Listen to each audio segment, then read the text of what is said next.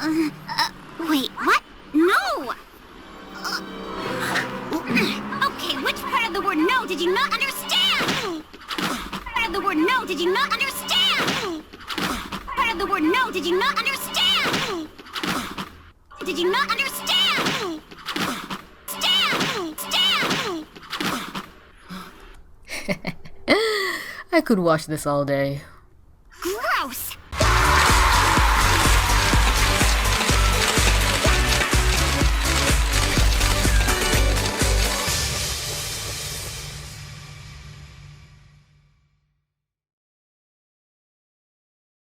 Hey guys, what is up? It's your homegirl TVC and we are watching the last episode of season 3 of Miraculous Tales of Ladybug and Cat Noir, and it's not a bad note to end off on. It held more mystery than the actual finale, because the finale just left you with a feeling of dread, but this one kind of makes you go, ooh, I wonder, you know what I mean? And I guess it's official, so Miracle Queen will be my last review, because I didn't want to review it before all the episodes were out, and now that all the episodes are out, I can confidently review Miracle Queen without fear of spoiling anything for anyone, because that was my biggest fear. And also, I need to clarify this. I was not moaning in my last video. I was sighing the first few seconds. Like, so many people were like, oh, TVC. I'm like, I'm not moaning. I was literally sighing. But some of y'all are nasty. Get out of your headspace. So, Felix, I watched the episode, enjoying it up until the end, where I just got so confused.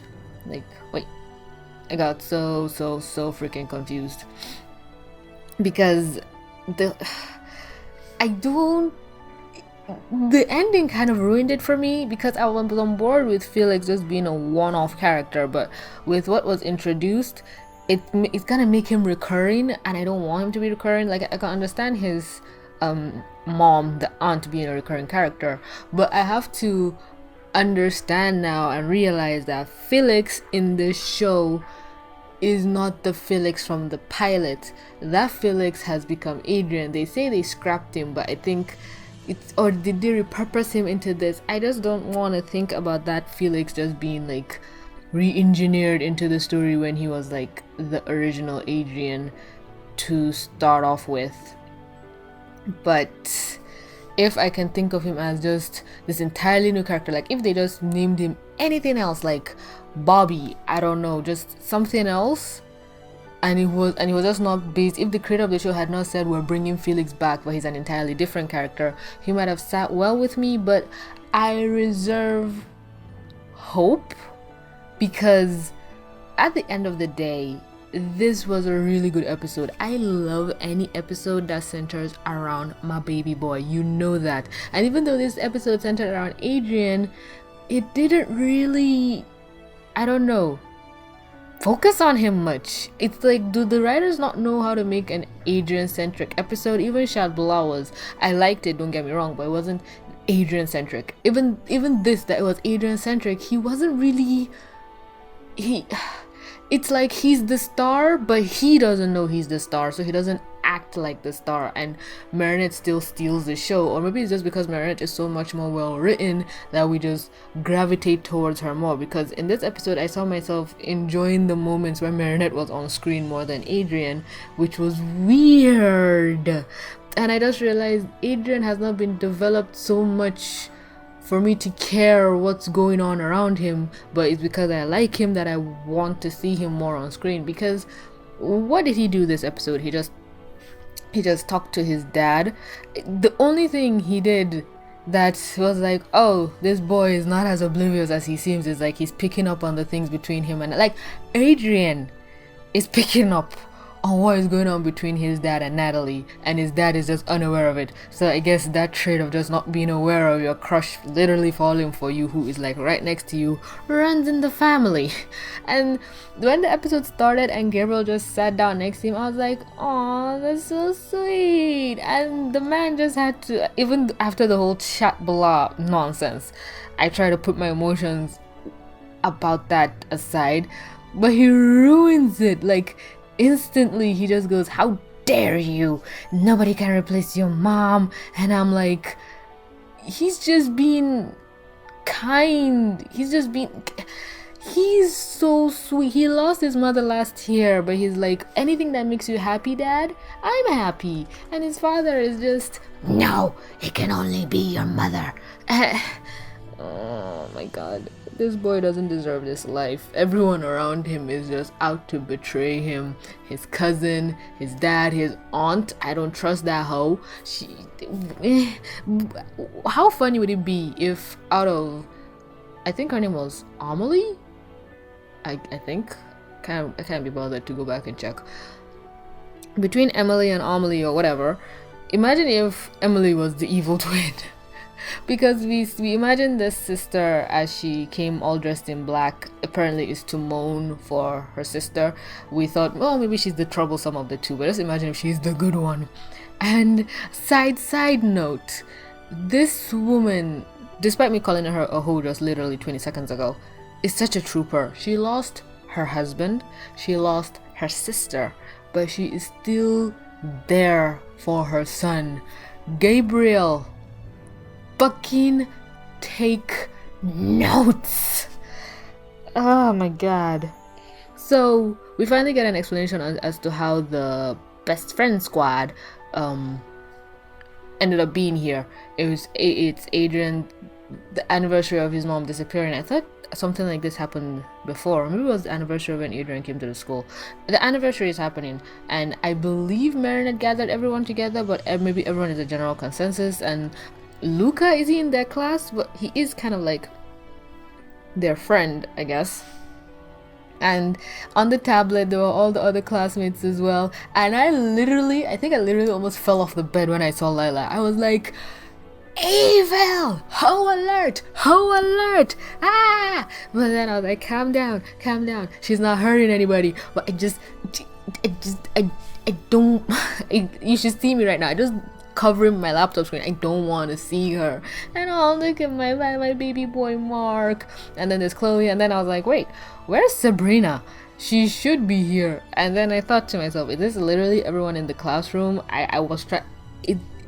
Marinette's class is what? 2, 4, 6, 8, 10, 12, 14. I think there's 16. With Lila, I think there's 17. So let's see. 1, 2, 3, 4, 5. 6, 7, 8, 9, 10, 11, 12, with Adrien 13, Sabrina 14, so we're missing 2 people? No, Ivan sits alone, so there are 15 in the class. Someone's still missing. I counted Adrien. Who is missing? I know Ivan sits alone in the back, and he's the only one that sits alone. Max is not in the class, Luca is not in their class, Kagami isn't in their class, and I counted Sabrina. Wait. 1, 2, 3, 4, 5, 6, 7. Okay. We got 7 people on the boat. 8, 9, 10, 11, 12. Plus Sabrina, 13. Plus Adrien, 14. We're missing somebody. Who is it? This is gonna drive me mental, and I know 11 billion people are gonna comment it in the comment section, so to those people, I'm already saying it in advance, thank you. Okay, so everybody just got together and they're gonna record. I like how they involved Kagami in this because they know she's her friend, or maybe Kagami is in their class. We know Kagami, Mark and Luca aren't in their class, but they're still involved, so it's not just a classmate thing, it's just a friend thing. And even Alex said it that Adrien's old man won't let them come, but I'm like, you guys could just storm the gate and just stay there and protest. They can't literally kick you off his property. Well, he can kick you off his property, but you're at the gate. You're staging a demonstration, and you can tell Adrien, who's inside the house, to come to the gate so you can give him your messages. But even Felix says it, do you really listen to your dad that strictly? And if your dad can say, hey Adrien, don't go outside, it's like, okay father, I'm not going outside, I'm going to the gate. But I think the friends don't want to jeopardize what little freedom his dad actually gives him, because if they do that, Gabriel might say all these kids are a bad influence and they're all your classmates, so out of school you go. It's so annoying. And then when Alia was just like, oh yeah, let's record a message and send it to him, Marinette, you go first. I skipped this part because I know Marinette. I was just waiting for her to record something awkwardly and everyone's seen her. But then later I realized, wait, Alia can't record the video and be on the video call at the same time. And even if she is, they can't see what Alia is recording. So I calmed down a bit. But Marinette didn't make a fool of herself. So that's progress, I guess. And then she comes here and she's gonna record a message for him, and it's so sincere and sweet, and she's like, I'm gonna delete it. Tikki was like, no, and I'm like, oh my god, Tikki is so supportive, but she's such a bitch, because Tikki knows what's going on, but Tikki still wants Marinette and Adrien to get together, but Plagg wants them as far away from each other as possible. Like, Plagg is actively trying to make Adrien choose someone else. So for Tikki, it's kind of annoying how Tikki is actively insisting that Marinette keep pursuing Adrien, but I can't fault Tikki because Tikki knows Cat Noir is in love with Ladybug. We cannot say she doesn't know that. So she knows Cat Noir is in love with Ladybug, so why is she still trying to pressure Marinette to go up to Adrien? Maybe Tikki believes if Marinette tries hard enough, Adrien might lose interest in Ladybug, so that's why she's so supportive. But I just feel like Tikki should also be one to tell Marinette not to go after Adrien because of the whole identity thing and love thing, and if their love is strong enough, they will persevere after all. But Plagg knows the depth to which Adrien likes Ladybug, and I believe Plagg just, even though Plagg doesn't care, he cares enough to not want Adrien's feelings hurt, and he doesn't want him to go after Ladybug because he knows Ladybug is in love with Adrien, and I think through that angle the reveal is much more probable than Marinette falling in love with Adrien. What the hell did I just say? I hope you were following along, because I just lost myself in that sentence. And Tikki was like, if you don't send it, there'll never be a time. Do it now. And Marinette was like, yeah. She's just a robot. Like, I can't believe I'm doing this. Cannot believe I'm doing this. Oh my god. This. And Alia was like, no way. And she's like, you're not going back on this, bitch. You've already committed. But I like how Marinette was like, do not watch it. And you're like, yes, no one watch it. You're the last person. We're gonna send everything. I just like how much his classmates really do care for him as a person. But I was just so... I expected Felix to do this. Like, when he was going through everyone's messages, I expected him only to delete Lady Marinette's message. But then he deleted everyone's message. Hell, too bad he didn't delete all the Ladybug pictures. Now that would have crossed the line with Adrien. But in all honesty, they recorded the messages. They have them. They can send them again. Or maybe Alia tried to wipe them because Marinette's message was there and she didn't want anyone to read it. But they can record it again. But getting that confidence, even for the classmates, I'm sure it would have been too hard for them, because they did record it and they saw a version of Adrien, whatever, saying things back. So it would be asking too much of them to re-record it. But is this like a Snapchat-ish app that you send a message and it doesn't store on your phone? You kids these days and your apps that delete things after a certain amount of hours. I hate that so much. I'm a hoarder, okay? So if I was Alia, I'd probably have saved a copy somewhere and zip it and lock it, and maybe once I knew Adrien saw it, I'd delete it. But that's probably me. And the same with Luca. It's just so freaking cute because Marinette was walking here and talking to herself, and for a second I was afraid, like, oh my goodness, she's talking to Tikki. And then when Luca found her, I was like, maybe Tikki knew, but normally Tikki peeks out from the bag, but Luca won't be able to see her. So in that kind of moment, Marinette needs to be more aware of her surroundings. And Luca straight up says he hopes things work out between her and Adrien, and if it doesn't, he will be here for her. And I'm like, ha, stop making me feel bad for shipping Adrien and Marinette, because you are literally too sweet for all of this bullshit, okay? Luca and Kagami are too pure for whatever crap the main characters are going through. Marinette especially. Like, Marinette especially is the crap. Adrien too is kind of too pure for this nonsense. But Luca literally just said he will be her rebound, but I have to think about it probably in the sense that Luca would be there to cheer up Marinette if things don't go well. And I'm like, is there literally a dude like that exists in this world? Because I needed someone like that when I was a teenager. Oh my goodness, why? This is the part of the writing that I really like about Miraculous.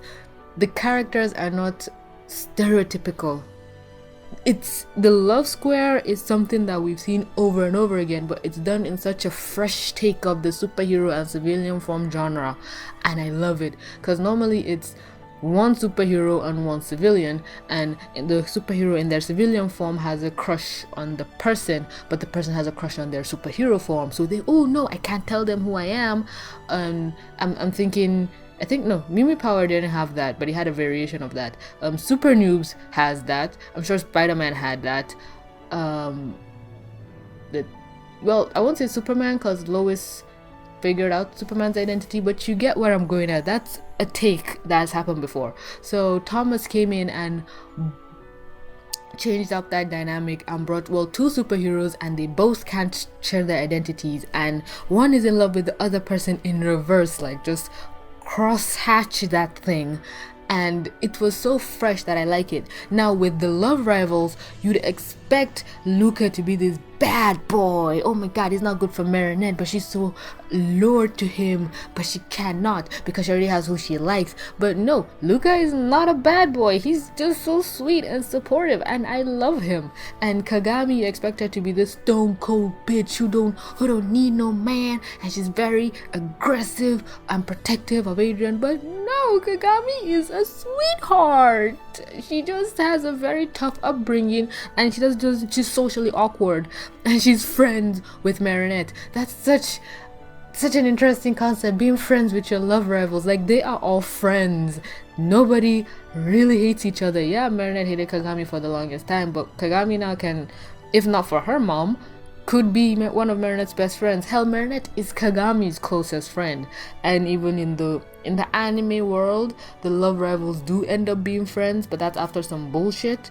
In this case, there wasn't as much bullshit to go through. So I love the writing. When it comes to writing the relationships and dynamics, this show, they're good at it. But when it comes to character development, they are more good at writing complex characters, like Chloe.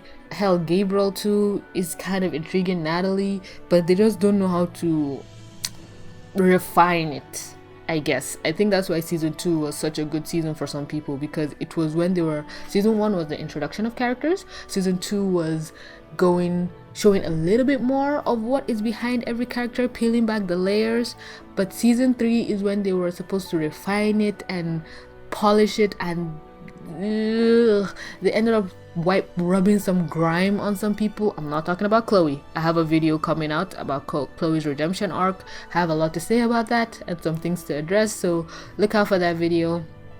It's being edited by my editor, so if you want videos to come out sooner, support me on Patreon. Hey, that was a good segue. I'm nailing this YouTuber gig. I'm just rocking it. So where was I? Oh yeah, Luca's a sweetheart and deserves respect. He deserves rights. So Natalie comes up to Hawkmoth and is like, apparently this is why we don't involve Lila in shit. It's because of Lila that we can't have good things. And is Gabriel using Photoshop? Wow. So Lila sent this video to them, but I am sure Lila did it out of concern because she's like, Adrien sent this to the group, and I think she likes to report on what Adrien does, and they realize, no, that can't be him. And Natalie was just like, I'm sure there's a lot of depressed children right now. And I'm like, Natalie, you were doing so well.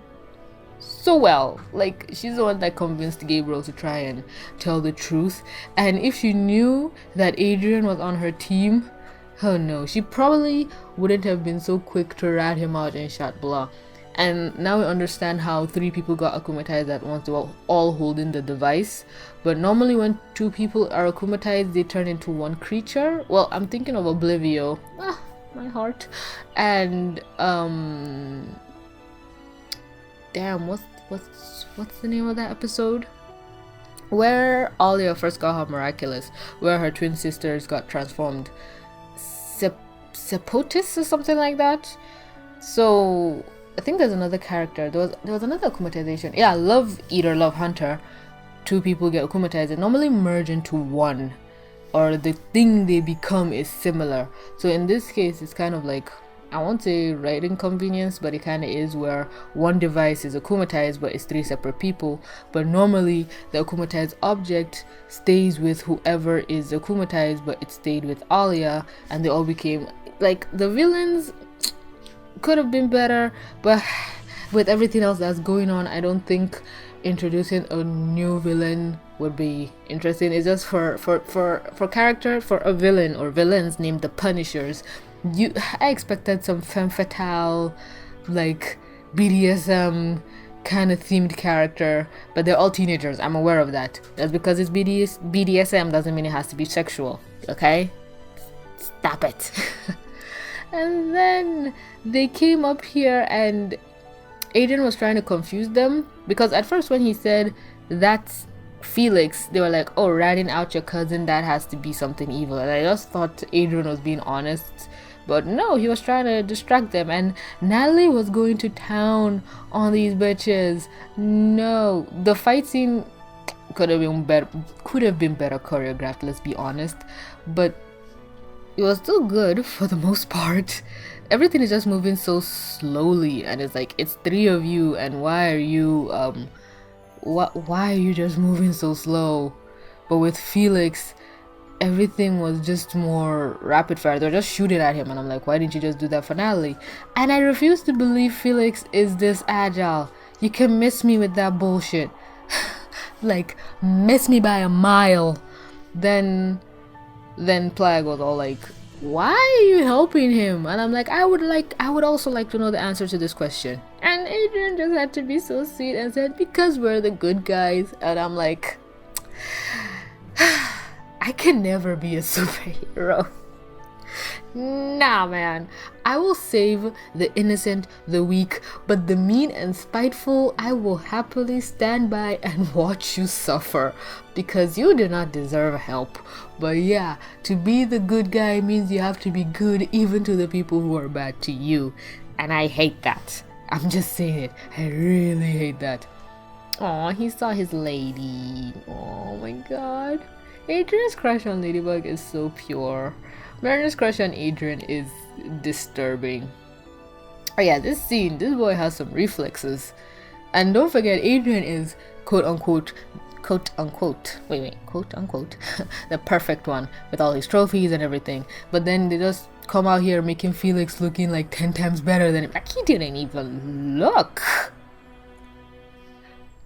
You're making Adrien look like a bozo compared to him. Just impeccably dressed and everything. And I don't like that. So, let's try and wrap this up, because I haven't looked at the timer yet, but I know this has been happening for a while. But Felix, was he trying to get a kiss from Ladybug? Or was he trying to ruin Adrien's relationship with Ladybug? And, oh yeah, that could be the thing. Him being like pushy and aggressive can turn any girl off. Well, any girl. Yeah, not saying shit. So this doesn't mean if I'm at a convention or something, Virus comes up and tries to force a kiss on me, I will body slam you. Just saying that. I just have my own kinks and dark secrets that I'm not willing to share right now.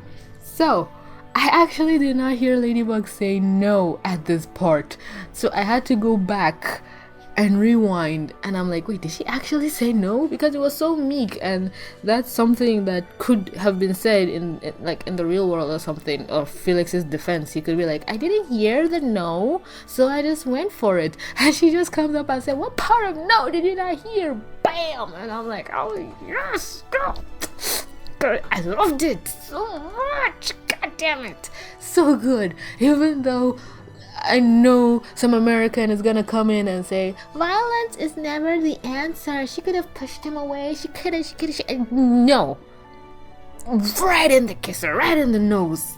Oh, love it so much. It's even if you want to argue the violence shouldn't have happened because he was getting in her space, he didn't physically touch her or hold her.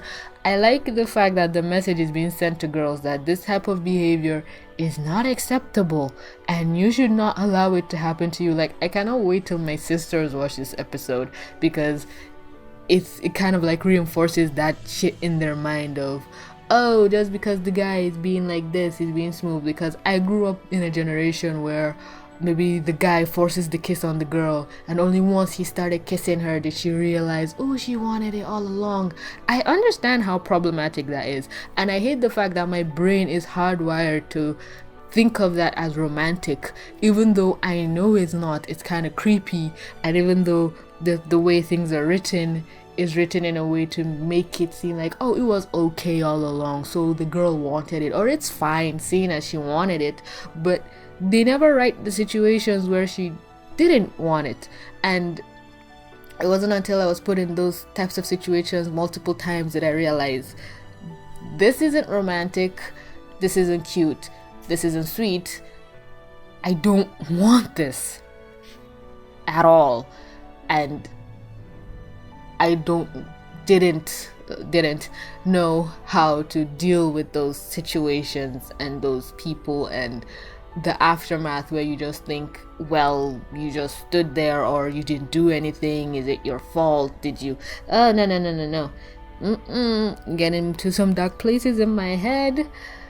But I just love the message they sent, and I love that this, even if it's kind of problematic, if you believe, I don't believe it's problematic, but if you believe it's problematic that she punched a dude who was being forceful, at least the message is being sent that it's not okay, and a conversation, I hate that word, but a conversation can be had about what to and not to do in the situation. And if you do feel threatened, just punch a bitch or a bastard, whatever gender is trying to force a kiss on you.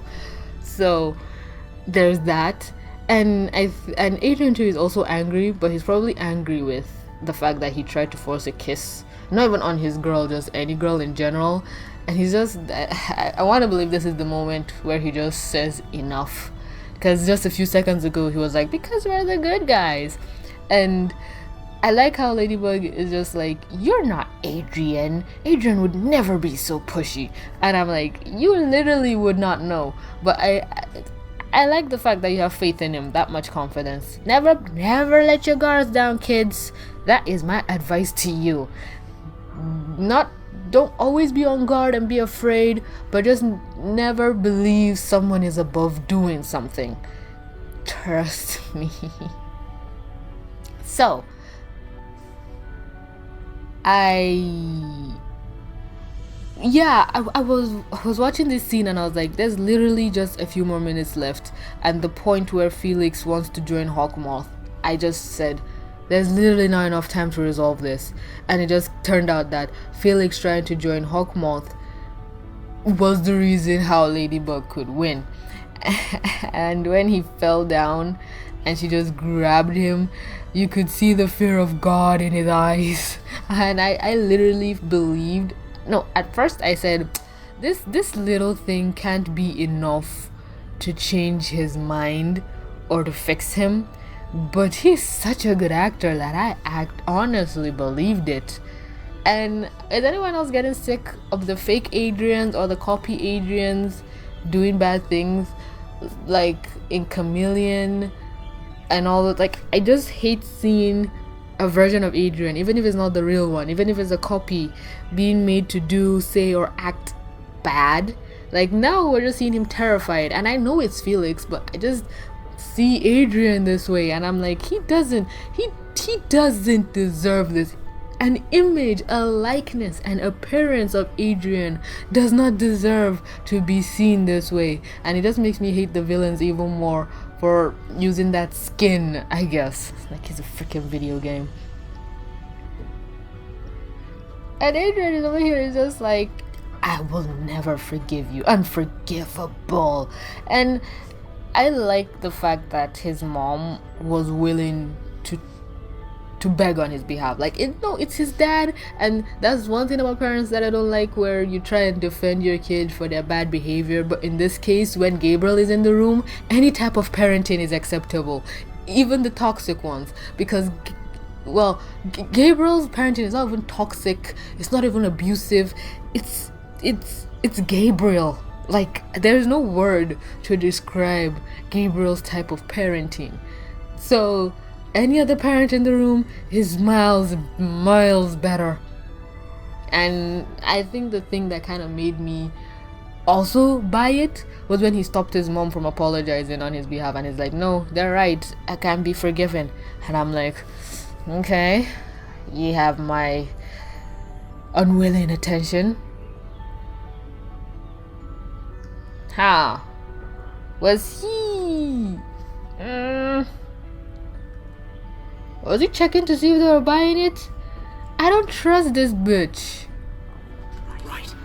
No apology can ever be enough. I just hope I can learn from... I cannot. And then the hug also got me. Adrien is taller than him, so he wins. I'm just saying. But yeah. Her hair is kind of bleached, so you'd think Felix's hair would be a different shade from Adrien's hair, but that cartoon's got a cartoon. No, Adrien's hair is a little bit lighter than his is like closer to being bleached. Gabriel is just like, can we move on from this? And Adrien also being all, if you ever get any bad thoughts, Jesse, if you ever get any bad thoughts, just call. And I'm like, oh my god, Luke, oh my god, no, that hit me like a wrecking ball. Rest in peace, dude. Oh my god. I did. that hit me. That just hit me. Live and Maddie. I think I've only seen like 2 episodes of that show. So Felix, Adrien was willing. Adrien was willing to say, if you feel any bad thoughts, call. And I was like, oh, maybe that's how they would try and keep Felix in the story, basically. And Plagg's cheese. No, I felt so bad for him. And then Adrien just come in like, oh, here you go. So sweet. I love this boy. Does Marinette take... I know Marinette bakes, so she gives Tikki all her food, but Adrien has to actively find this cheese, and I just wonder what his family thinks of their teenage son constantly ordering cheese, because they have to check his orders and everything he does. Or maybe he just gives a list to Natalie to constantly keep a stockpile of this cheese. But I think Plagg eats more cheese than an actual human being, so there is that.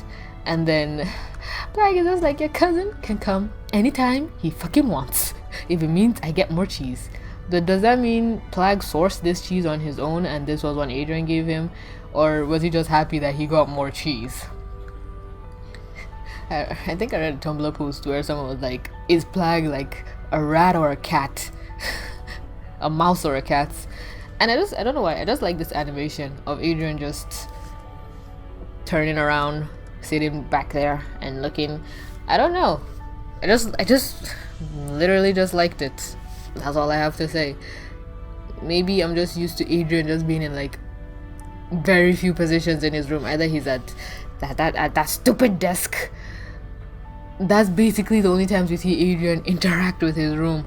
So seeing him in a different position, seeing a different animation, something that's not looped or just something new on the ground, sitting down talking to his Kwame, I just liked it. Like that part. I'm such a nerd. I love this boy so much. Wait, what is he saying here? Nice thing to do. I've gotten IT messages for me. What a nice thing to do. His eyebrows are clipping through his hair. But yeah, his friends, he liked the messages that they sent him, so he was going to kitty section. So this happens after Silencer. So after Luca confessed his love, basically.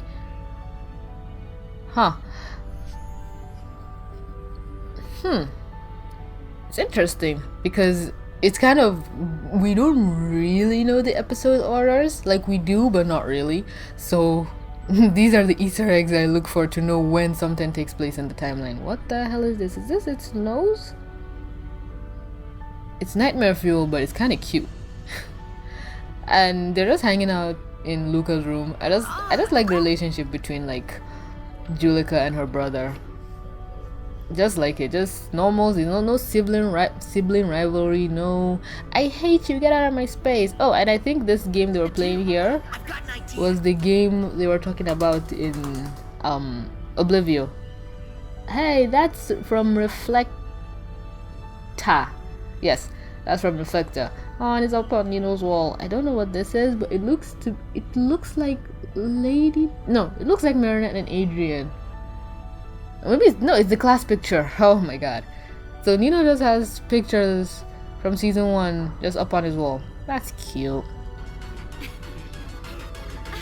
Pew, pew, pew, pew. Oh my god, they're so cute together. God damn it. Oh no, her neck looks long. So anyway, Adrien sends them the message that he loves and appreciates them. Oh my god. Everybody's together except the people I want. Never dream of. And Kim is just out here like training. Wait, where's Alex? Oh, we don't see Alex, but we know Alex was with Nathaniel and Mark. I love you. I love you. All of you. I love you. I love you. I love you. You of course Marinette would. Of course you would. I like the lighting in this scene as well. You see it cast like shadows over Marinette and Tikki. Yeah, there we go. Animation in this is really good for something that's 3D animated. You'd think things would be clipping. Well, let me not get ahead of myself. Look at this. Oof. For the most part, they get things right. In 2D animation, like Steven Universe, a lot of things are missing, a lot of things are not drawn. But with 3D animation, everything is just there. You just gotta move it, and the more you add to it, the better it looks, which I really like. I like. Now in this scene I can tell the sun is setting, the day is about to end. It creates an atmosphere, lighting, mood, tone. I like all of that, and the only thing that can be wrong is maybe some animation errors, and the biggest one I can remember was from, I think it was Gamer 2.0, where Ladybug was trying to jump on a roof. Her shadow was literally clipping from left to right before she landed, and it lasts for like a second or two. That's the only major animation error I can say I actually remember from this show. And maybe the little Adrien's eyebrow clipping through his hair thing, or hey, that could have just been on purpose so we can tell his emotions, because sometimes, well, if you look at somebody without their eyebrow, they kind of look weird, but I think it would have looked just as nice, I guess. Aww. And this scene where Gabriel is working, I legit expected YouTube. I legit expected another message from Lila to pop in, and it will say, "Hey, see this message that Adrien sent to his classmates." But the message was kind of harmless.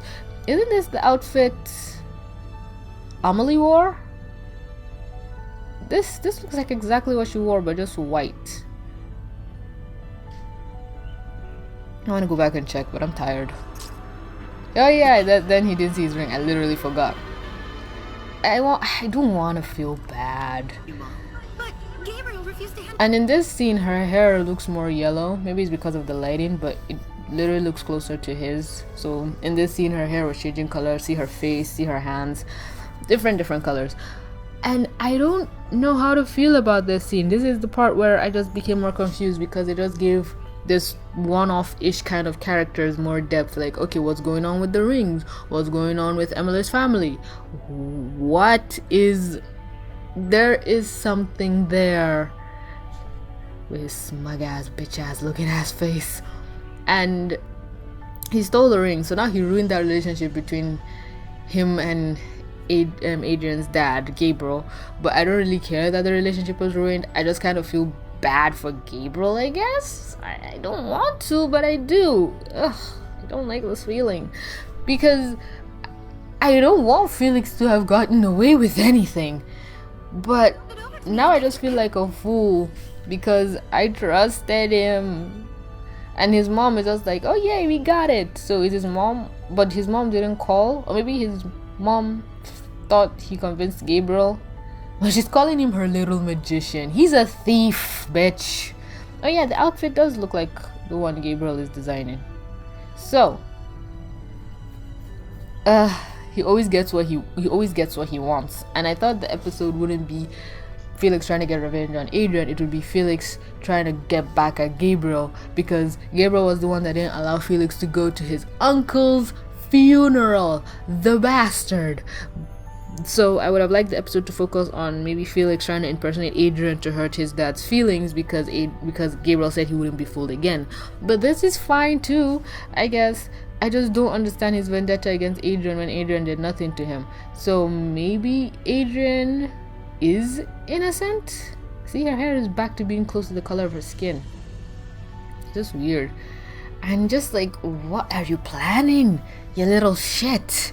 I don't want to be intrigued by this character, but I am. I don't want this character to come back again, but he will. So let him come back and, I don't know, die, pretend to be Adrien, die, have Ladybug have a heart attack, and then later we realize, oh my god, it wasn't Adrien, it was Felix. Maybe that will happen. And Cat Noir will be like, I'm free, I don't have to go back to being Adrien because everybody thinks Adrien is dead. I think I just found a plot for season 4 or 5. And then he comes and takes Emily's ring, and her nails are actually painted the same as her sister. Oh my god, I think the outfit Emily wore is the outfit he was looking at. Oh, I get it now. Huh. But why would he wear the ring?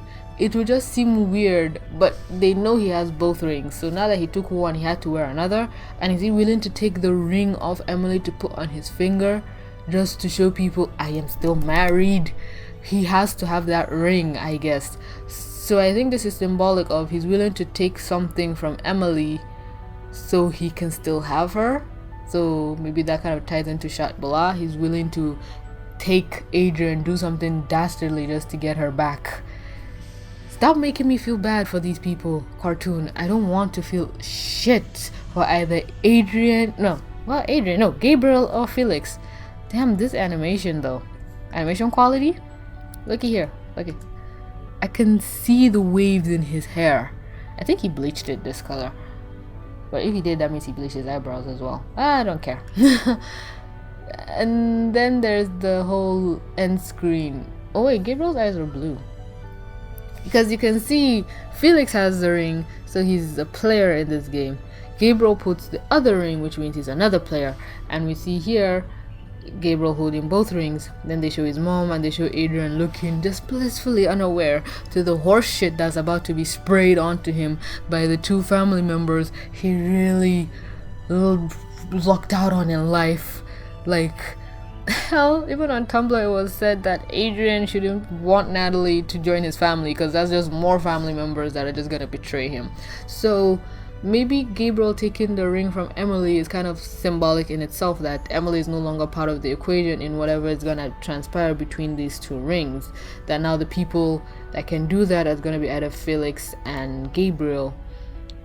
If Felix is gonna come back, can they at least maybe dye his hair black or something? Ooh, Felix with black hair, that would have been so cool. Just anything to just differentiate him from Adrien.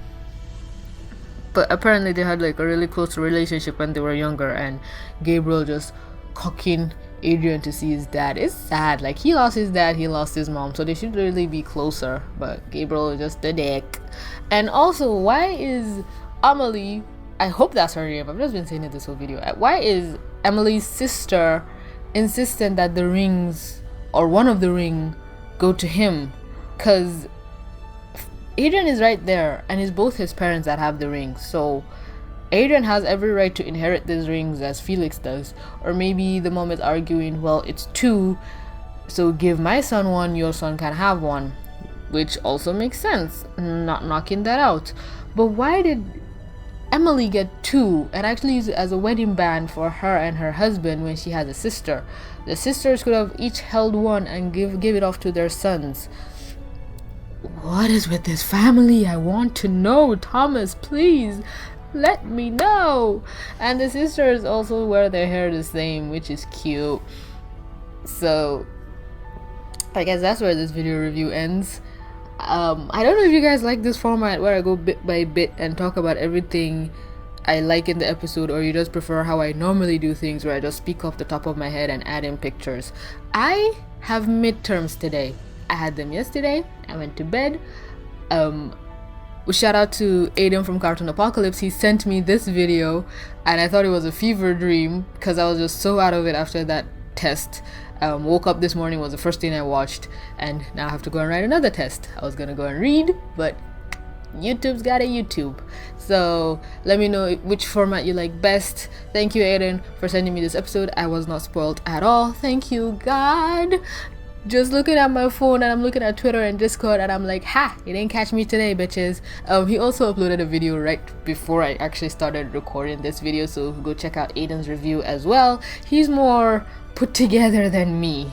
I think he even said that in his Shat Bilal video, that instead of just jumping around and saying whatever comes to his head, I see you throwing shade at me, I accept it.